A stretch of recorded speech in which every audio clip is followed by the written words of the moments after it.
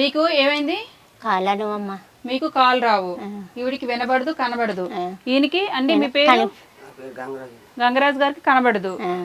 మీ కోడలమ్మా, మీ పిల్లలేరే? నాకు ఒక ఆడపిల్ల. ఏం చదువుతుంది? నాకు తెలియదు. ఇంటరా? ఇంటరా, డిగ్రీయా, 10th క్లాసా?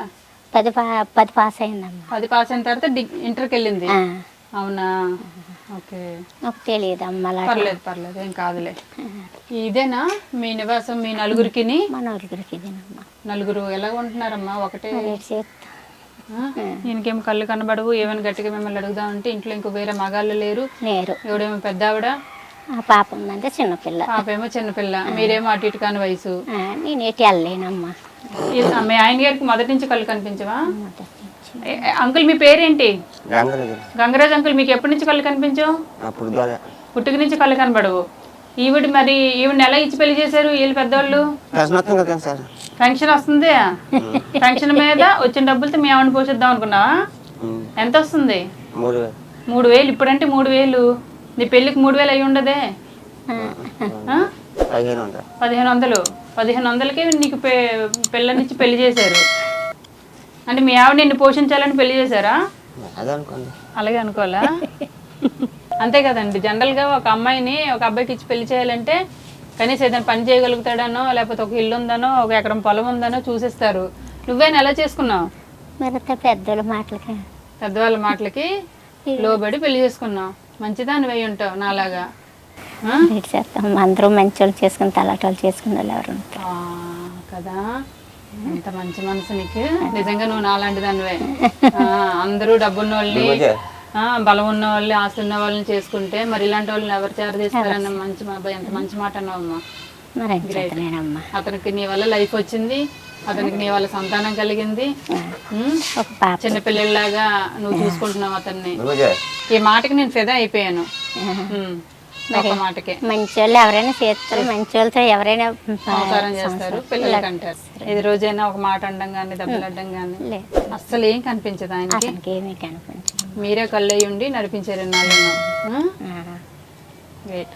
సో అదండి ఈ ఫ్యామిలీ గురించి హిస్టరీ అయితే విన్నారు కదా. మరి మీకు పెళ్ళైనప్పుడు మీ మామగారు ఉన్నారా? అప్పటికే చనిపోయారు. ఓన్లీ అత్తమ్మ ఒకరే ఉన్నారు.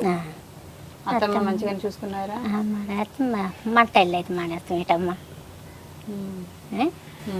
ఆడపిల్లకమ్మ లేదండి, ఎవరు చూస్తారు తల్లి. బాగా చూసుకున్నారా?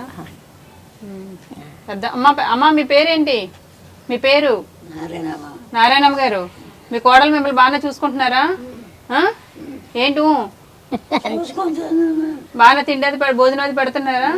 టైంకి పెడుతున్నారా? ఇంత తింటదా మీ అత్త? తినదా ఎక్కువ అన్నం? మీరు తినలేరంటే మీ కోడలు చెప్తున్నారు. మా అత్త అన్నం అది సరిగ్గా తిందు అంటున్నారు. చిన్న కుటుంబమైన ప్రేమ, అనురాగం, ఆప్యాయత. చాలా రోజుల తర్వాత నేను ఇల్లు వేరు, వీళ్ళ మనసులు వేరు. ఇల్లు చిన్నదైనా కూడా వీళ్ళ మనసు చాలా పెద్దగా ఉందన్నమాట. ఈ మాటలకి కాదు, వీళ్ళ కుటుంబ పరిస్థితిని బట్టి వీళ్ళకి మనం హెల్ప్ చేద్దాం. ఓకే, మీ అందరి తరఫున నేను హెల్ప్ చేస్తాను. తీసుకురండి. ఇగో బియ్యం.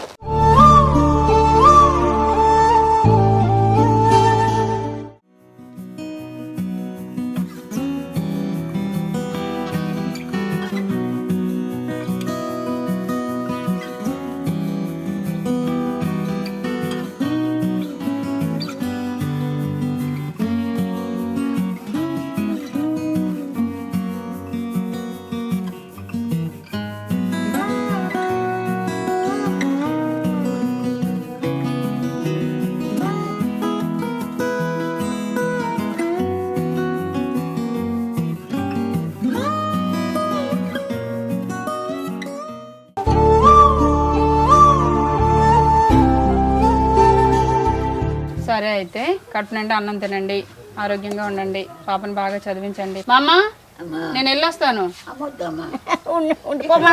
ఇక్కడ ఉండాలా వద్దా? సరే అయితే అలాగే. నేను ఇచ్చిన బిస్కెట్లు రోజు తిని నడుచుకుంటూ వచ్చి నాకు వెల్కమ్ చెప్పాలి నువ్వు, అప్పుడు ఉంటాను నేను.